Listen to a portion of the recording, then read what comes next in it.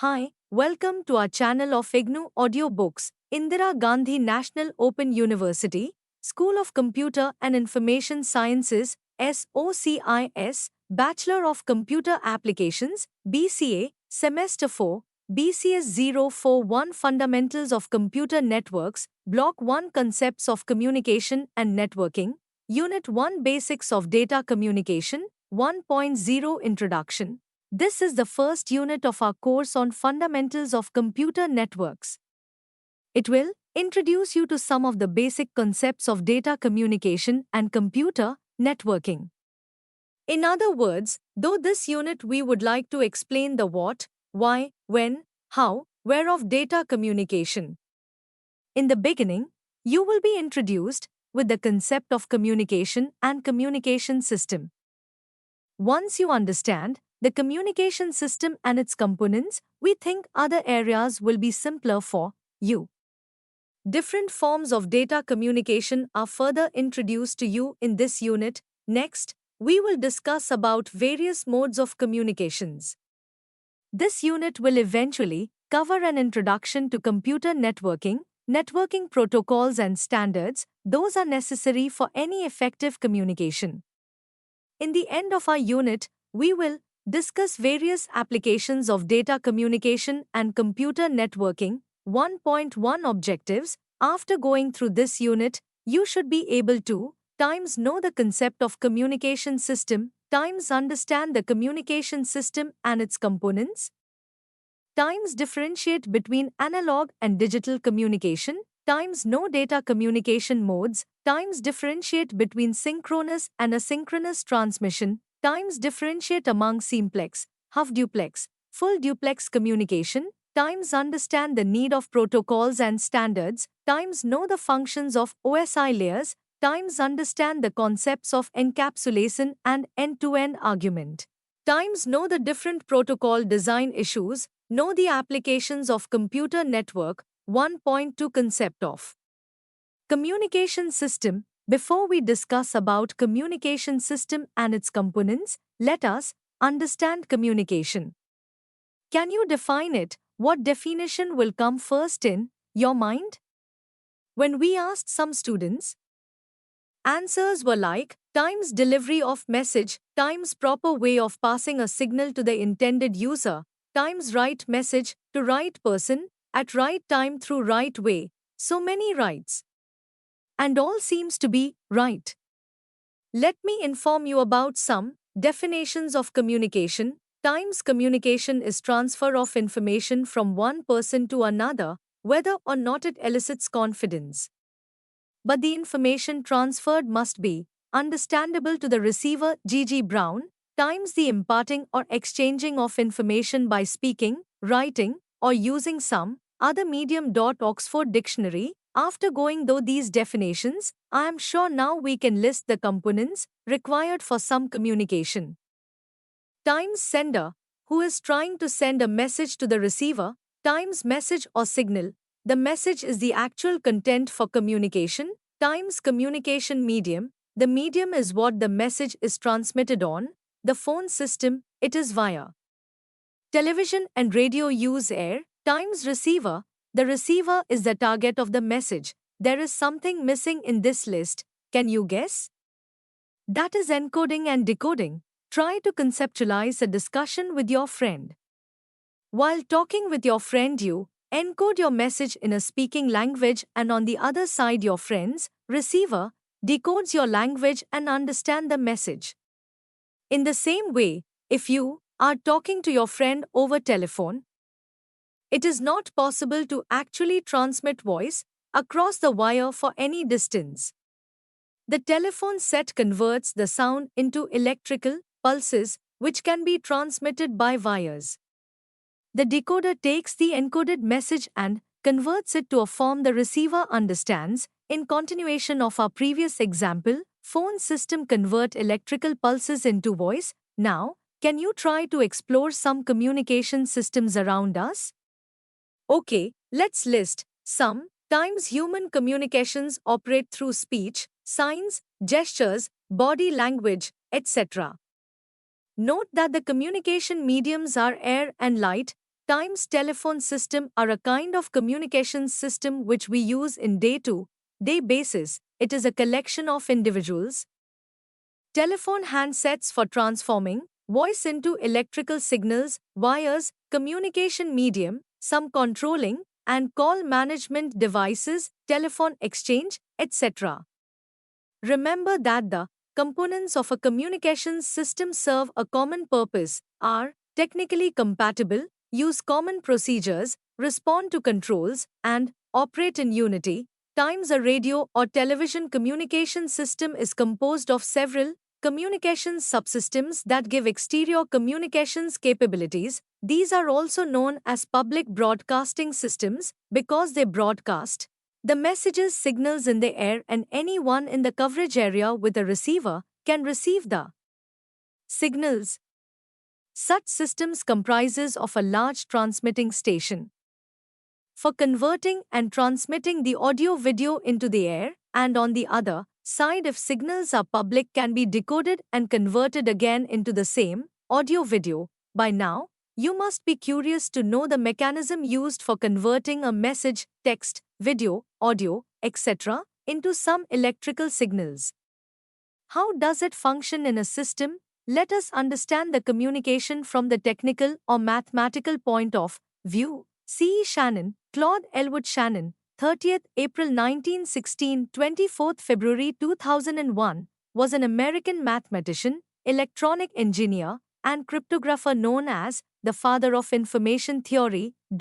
Had worked on some of the fundamentals in the communication, like times how the symbols of communication are transmitted between sender and receiver, times how the meaning is conveyed through the transmitted symbols, times what is the effect of the received meaning. According to Shannon, following are the essential elements of communication also shown in the figure to below. 1. Information source, source that produces a message, to transmitter, an element that functions on the message to generate a signal, which can be delivered through a medium channel. 3. Communication channel, that is a medium over which the signal, carrying the information that composes the message, is sent. 4. Receiver, an element that intercepts the signal and converts it back into the message. 5. Destination, it can be a person, machine, for whom which the message is intended. Here, the noise is considered as an error or undesired disturbance that occurs during the transmission, before receiver and after transmitter, from natural and sometimes man-made sources. 1.3 Analog and digital communication. We all have heard these terms several times, like analog signal, digital TV, analog radios, etc. In this section, we will explore the basic definitions and differences of analog and digital communication. Two main types of signals encountered in practice are analog and digital. The figure 3 shows analog, discrete, and digital signals. Digital signals outcome from approximating an analog signal by its values at particular time moments. Digital signals are discrete and quantized, while analog signals possess neither property. Technically, if we observe the elements and processes of any communication system, you may notice that all the components and processes of a communication system should be aligned, compatible, and work as a unit. Try to remember our example where telephone system is converting voice into electrical signal. In this case, receiver instrument must be compatible and convert the electrical signal or voice signal in the similar way, otherwise your message will never be delivered. Here, we have to address one important point, that is, how does the message is being converted? We have two options, one is analog and another is digital. Times, as you may know that an analog is something continuous, which is having time, varying feature, variable. Analog signal is a representation of some time, varying quantity. For example, human voice can be considered as an analog signal. In analog signals, data are represented by continuously variable, measurable, physical quantities such as current, voltage, or pressure. times, a digital signal is a physical signal that is a representation of a sequence of discrete values, for example, of a bit stream. In digital technology, generally a signal is converted into a bit form represented by a series of 1 S and 0 S. Please note here that 1 S and 0 S are nothing but two states usually represented by some measurement of an electrical property. Voltage is the most common, but current is used in some logic families. A threshold is designed for each logic family. In a communication system, data signals are propagated from one point to another by means of electrical signals. An analog signal, figure 4a, is a continuously varying voltage signal that may be propagated over a variety of media. Analog and digital signals are used to transmit information, usually through electric signals. In both these systems, the information, such as any text, audio, or video, is transformed into electric signals. Let us see some of the differences between analog and digital systems below in Table 1. Table 1. Comparison between analog and digital system. Analog digital signals are records waveforms as they are. Signal occupies the same order of spectrum as the analog data, converts analog waveforms into set of numbers and records them. The numbers are converted into voltage stream for representation. In case of binary, it is converted in ones and zeros. In analog systems, electronic circuits are used for transformation of signals. In this transformation is done using logic circuits. About noise, analog signals are more likely to get affected and results in reducing accuracy. Digital signals are less affected because noise response are analog in nature. Analog signal is a continuous signal which transmits information as a response to changes in physical phenomenon. Digital signals are discrete time signals generated by digital modulation. Data transmission is not of high quality. Data transmission has high quality. Analog devices are not very precise. Digital systems are very precise. Can you explore the reasons why digital signals are seems to be better? Let us see why digital communication having high quality. Because digital devices decode and reconstruct data, due to which loss of quality of data as compared to analog devices is much higher. But analog signal are affected by noise. While amplifying, the signal, noise also gets amplified. Therefore, it becomes difficult to filter out noise from the signal and the message gets corrupted. Digital signal are least affected by noise. And further computer advancement has enabled use of error detection and error correction techniques to remove disturbances artificially from digital signals and improve quality. Nowadays, digital signals has been most proficient in cellular phone industry. Analog phones have become superfluous even though sound clarity and quality was better. 1.4 Data communication modes. In this section, we will learn about some modes of data communication used in computer networking. Because we are going to study computer networking, we assume all data communication is digital. Digital communications is the physical transfer of data bits over a communication channel. As you may know, data are represented as an electromagnetic signal, such as an electrical voltage, radio wave, microwave, or infrared signal. The channel or medium could be air, for wireless mobile communication, copper wires, or optical fibers. Remember, the data transmitted can be pure digital, messages generated from a digital data source, like a computer or a keyboard. However, it may also be an analog signal such as a human voice over phone call, which could be digitalized. Serial and parallel transmission. In digital communication, serial transmission of data refers to sequential transmission of bits, where a group of bits over a single channel represents a character. It requires less processing and fewer chances for error. the start and stop of a communication is specified by LSB, lowest significant bit, and MSB, most significant bit. Parallel transmission refers to simultaneous transmission of the bits over two or more separate channels. Here, we can transmit multiple bits simultaneously as given in Figure 6, which allows for higher data transfer rates than that can be achieved with serial transmission.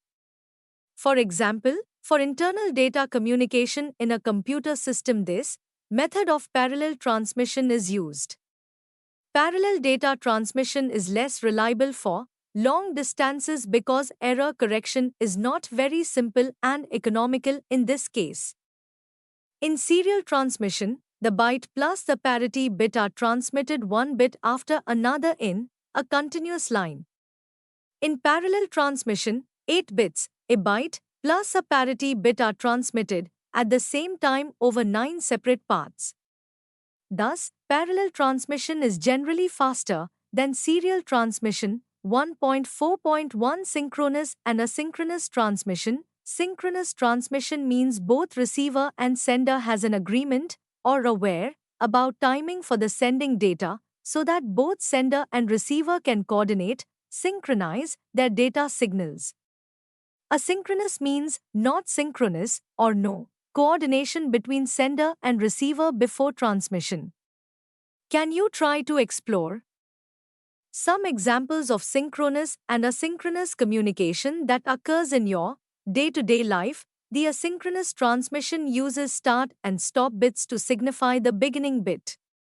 For example, if sender wants to send some data 11100001, it will be appended with the start and stop bit and look like 1111000010, where we have assumed that 0 is start bit and 1 is stop bit.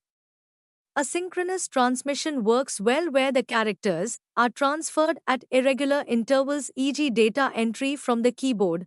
Asynchronous transmission has some advantages and disadvantages, like times each individual character is complete unit, hence if there is an error in a character, other sequence of characters are not affected. However, error in start and stop bits may cause serious problems in data transfer.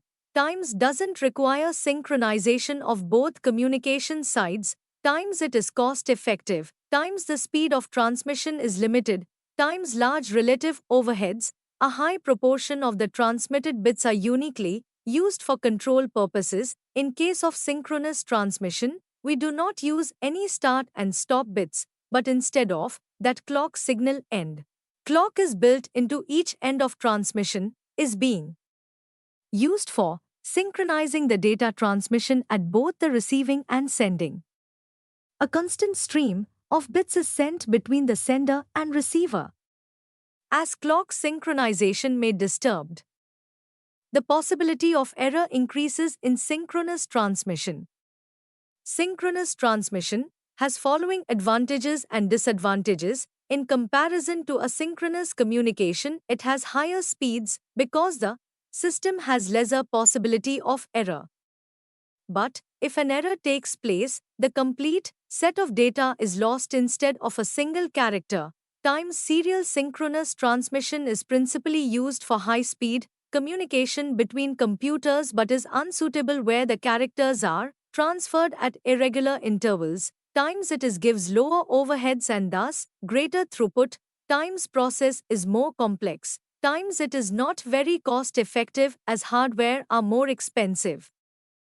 1.4.2 Simplex, half duplex, full duplex communication. The data transmission mode on the channel can be classified into three ways: simplex, half duplex and full duplex. In simplex transmission, figure 8a, signals are transmitted in only one direction. One station is a transmitter and the other is the receiver. In the half duplex operation, figure 8b, both stations may transmit, but only one at a time. In full duplex operation, figure 8c, both stations may transmit simultaneously. In the latter case, the medium carries signals in both directions at same time. MPLEX transmission, simplex transmission is one-way transmission. As the name implies, is simple in terms of process and hardware. It is also called unidirectional because the signal travels in only one direction. For example, radio or TV broadcasting system, which are always in one direction from radio TV station to our radio or TV sets, half duplex transmission. In half duplex transmission, data transmission can be take place in both directions, but not at the same time. This means that only one side can transmit at a time. For example, walkie-talkie devices used by security agencies are half duplex as only one person can talk at one time. Full duplex transmission, full duplex, also known as duplex, transmission can take place in both directions at the same time. For example, telephone or mobile conversation is an example of full duplex communication, where both sender and receiver can hear each other at the same time. 1.5 Networking protocols and standards. All modes of communication described above follow some set of rules or protocol.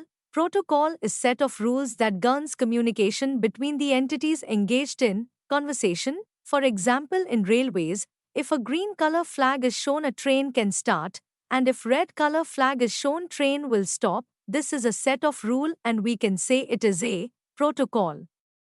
When we write a letter or talk to someone, we follow protocols. In case of computer communication, also both sender computer and receiver computer should agree on some set of rules like communication language syntax, scheme of acknowledgement, rules for data control, error control, and other mechanism. Thus, we can say that the conversation is governed by some set of rules known to both the parties. This set of rules is called protocol and it necessary for proper and disciplined conversation communication. Problems in computer communication. When protocols are implemented for computer communication, we encounter some challenges due to the infrastructure and machines used in computer network may not be compatible and aligned with one another. The concept of internet working, though highly desirable, is not easily achievable. Let us see one simple example to understand the compatibility problem. Any two networks cannot directly communicate by connecting a wire between the networks. For example, one network could represent a binary 0 by 5 volts, another by 5 volts. Similarly, one could use a packet size of 128 bytes, whereas other could use 256 byte packets. The method of acknowledgement or error detection could be different. There could be many such differences. The incompatibility issues are handled at two levels: I. Hardware issues. At the hardware level, an additional component called router is used to connect physically distinct networks. A router connects to the network in the same way as any other computer. Any computer connected to the network has a network interface card, NIC, which has the address, network ID, host ID, hard-coded into it. A router is a device with more than one NICs.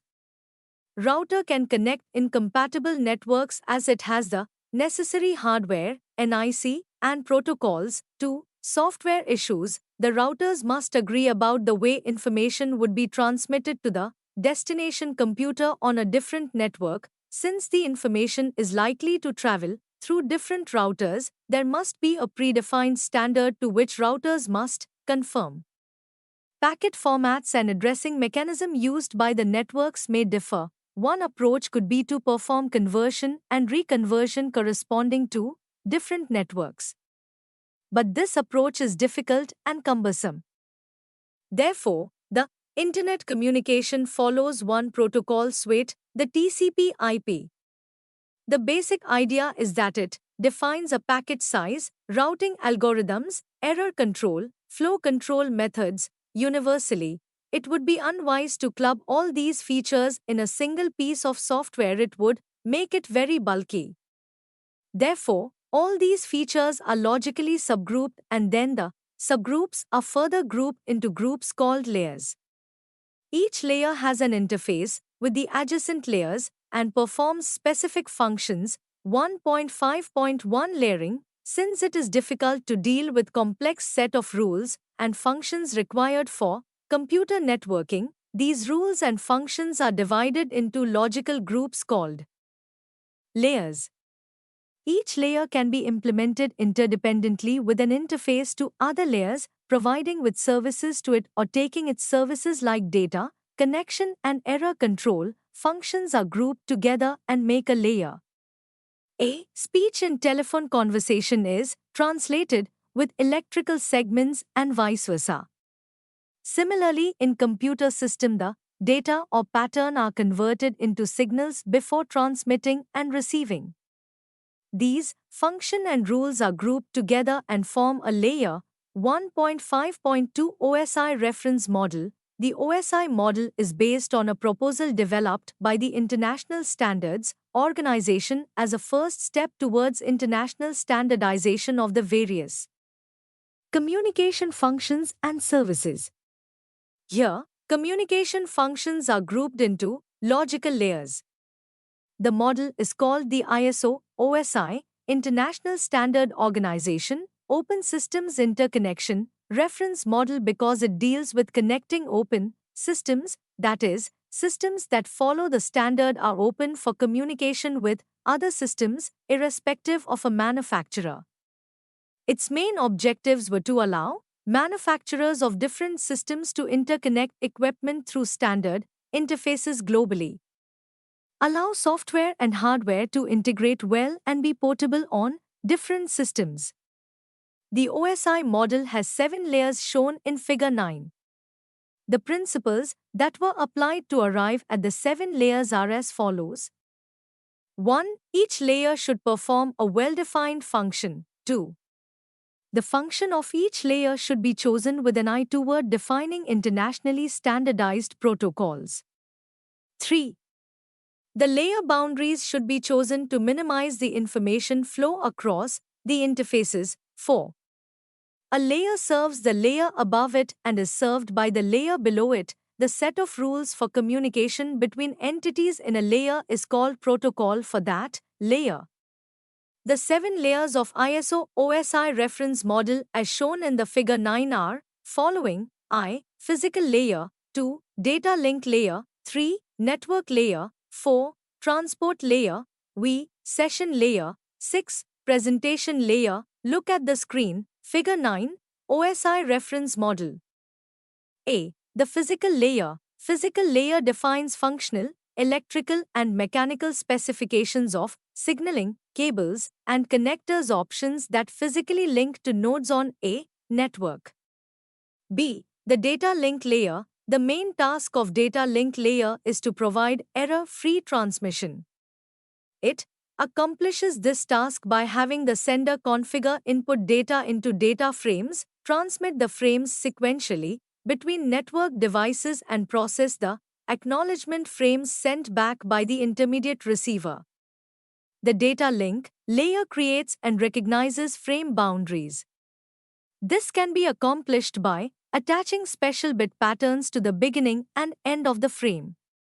Since these bit patterns can accidentally occur in the data, special care is taken to make sure these patterns are not incorrectly interpreted as frame boundaries. C. The network layer. The network layer ensures that each packet travels from its sources to destination, both in different networks, successfully and efficiently.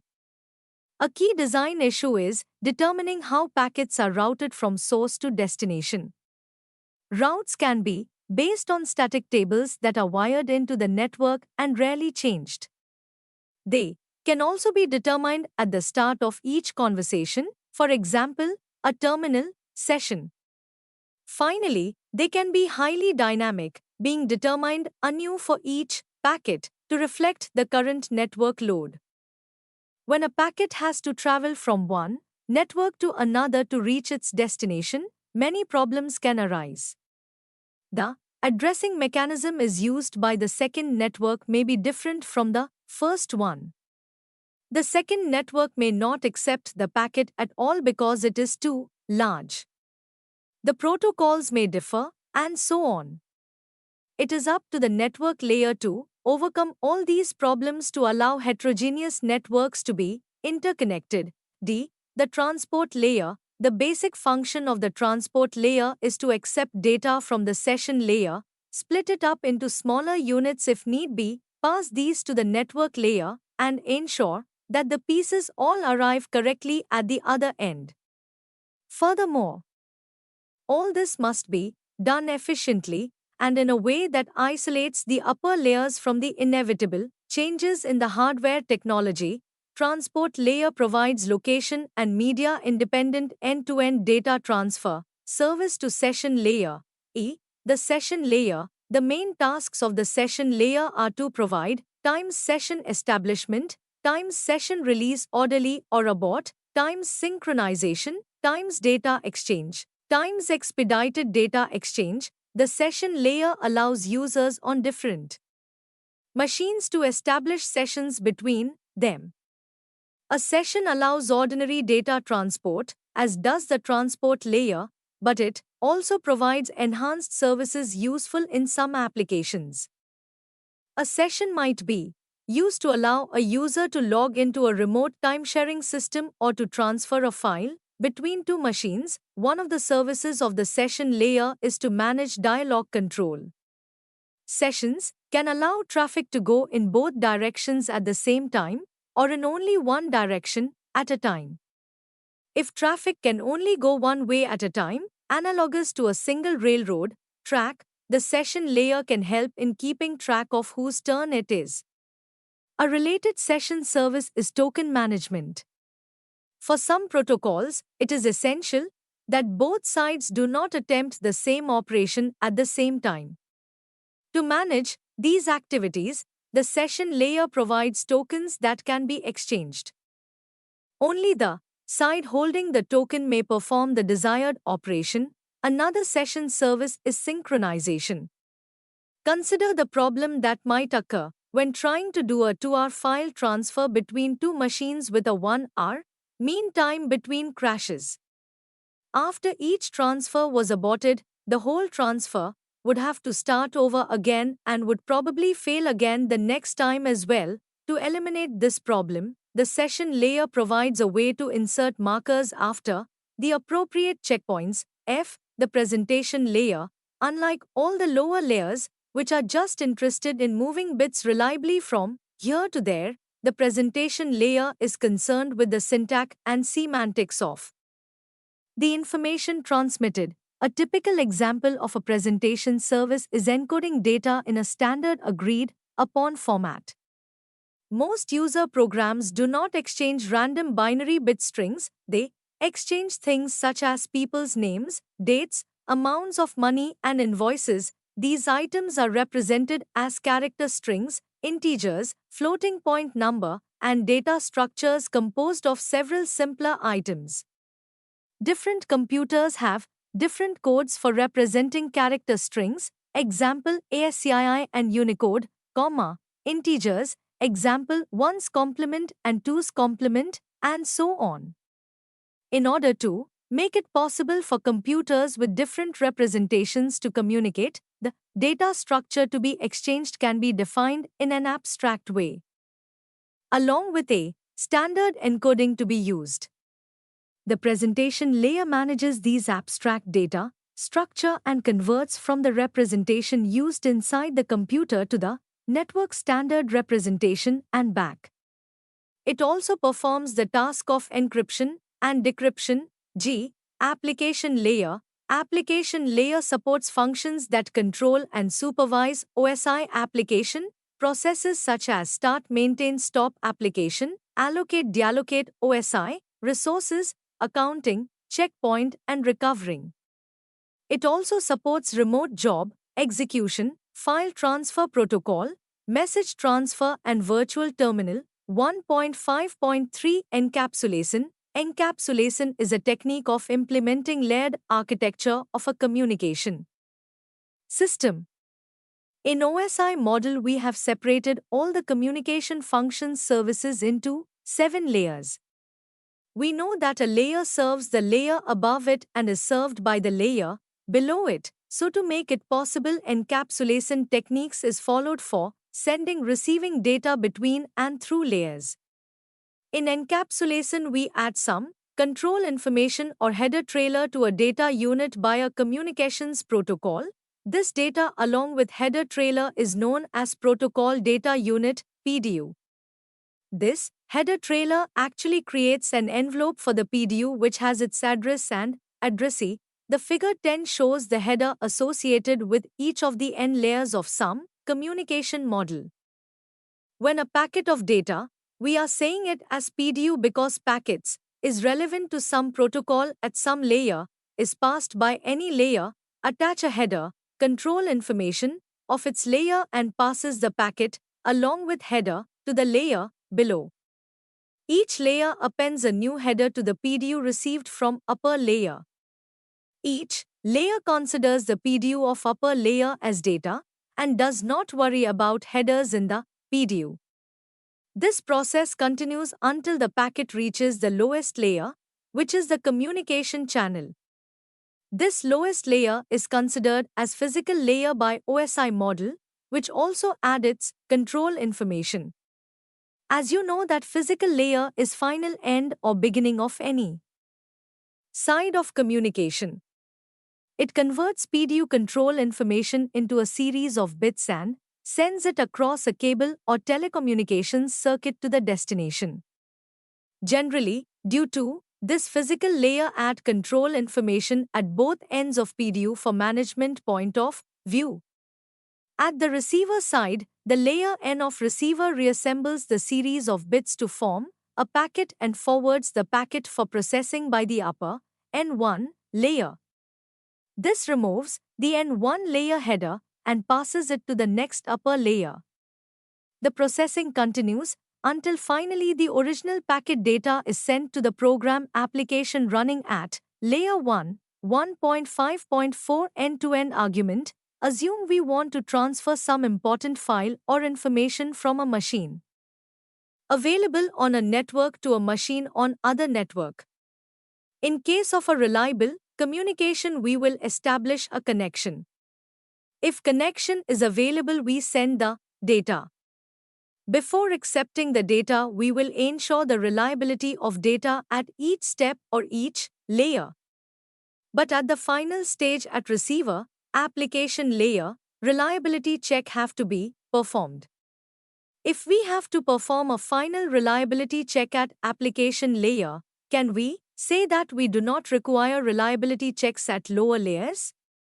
Is there any need to implement reliability at lower layers?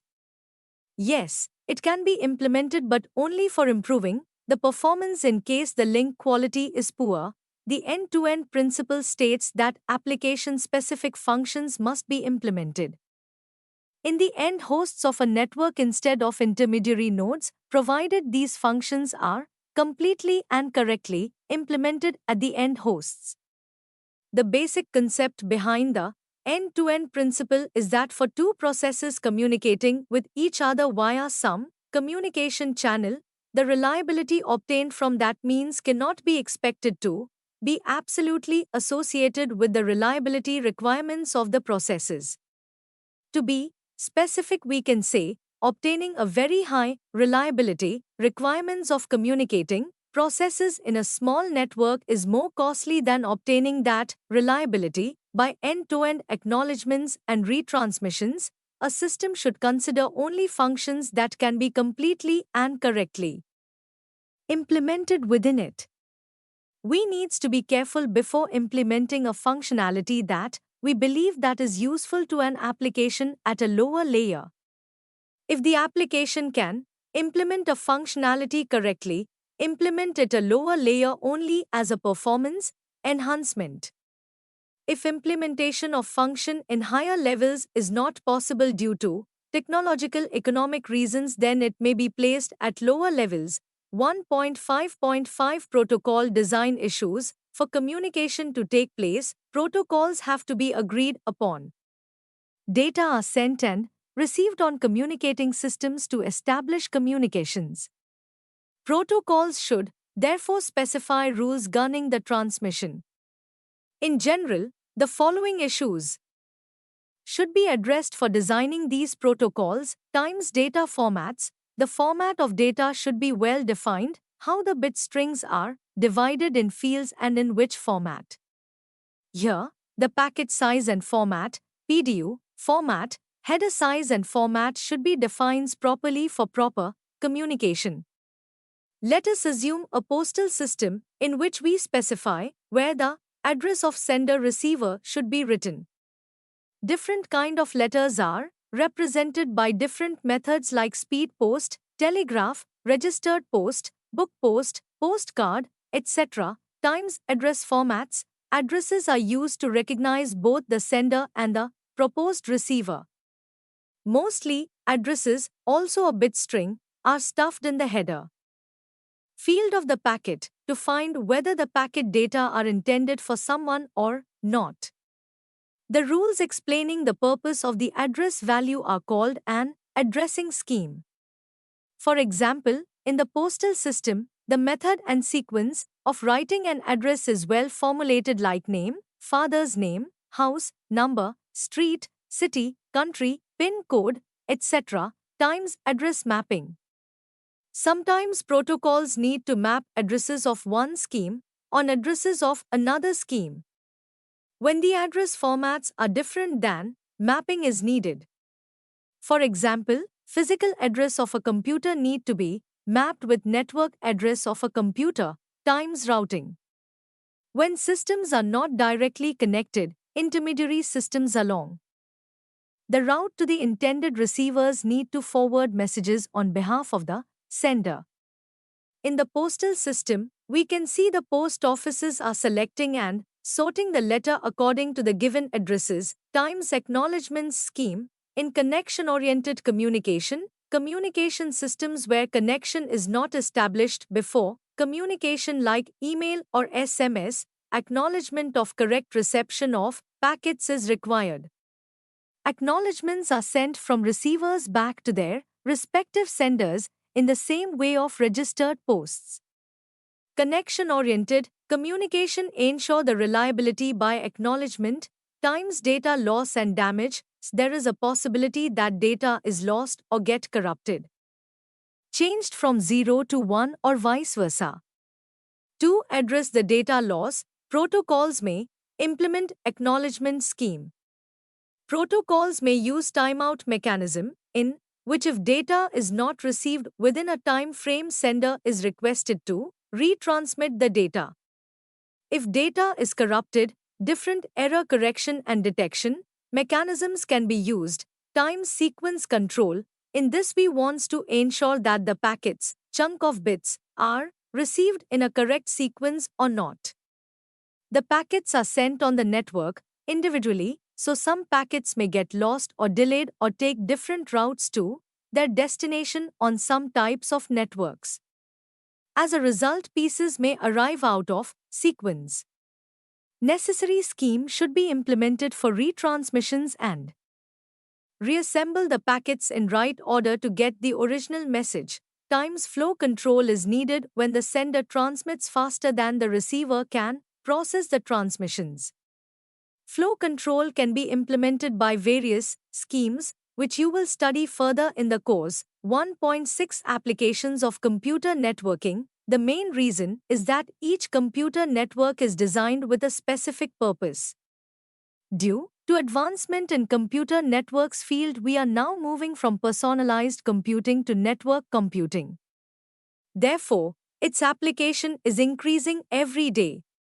For example, a computer network in an office is used to connect computers in a smaller area, and it provides fast communication between the office person's machines. The following is the list of some general application of computer network. Resource sharing. Using networks we can share any resource, CPU processing power, peripherals like printers, scanners, etc., information like files and data, and even software. This sharing is done by communicating the machine through whom we want to share. Personal communication. there are many examples available with us for personal communication through computer networks like email, chatting, audio-video conferencing, etc., information broadcasting and search. This is also a mostly used application like website, blogs, social networking website, search engines, etc. Computer network provide us tremendous opportunity for information broadcasting, display, searching and information retrieval. Apart from these commonly used applications of computer networks, we have following specific applications of computer networking. Some specific end applications, times campus-wide computing and resources sharing, times collaborative research and development, times integrated system for design manufacturing inventory, times electronic commerce, publishing and digital libraries, times multimedia communication, teletraining, etc., times healthcare delivery, remote diagnosis, telemedicine, times video on demand, times online learning. 1.7 Summary. We hope you must have understood the concept of communication and communication system. As we discussed, communication system is comprised of information source, transmitter, communication channel, receiver and the destination. The information could be sent in the various forms like analog and digital. The concept of analog and digital transmission deals with form in which information is available and the way it is transmitted. Analog data is represented by continuous signals. The other type of signal is digital, which uses a bit stream. In this unit we have studied various modes and mechanism of communication like synchronous and asynchronous communication, simplex, half and full duplex communication.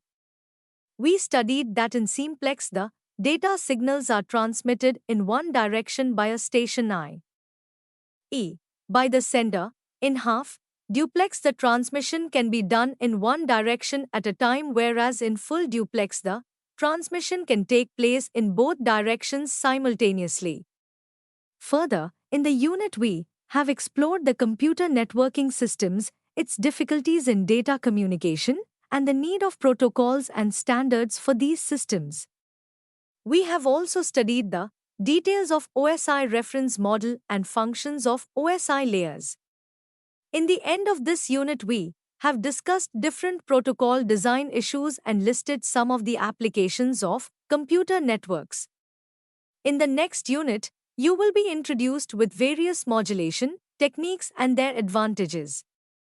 These modulation techniques are used to convert the message signal into a different form so that it can be communicated through computer networks.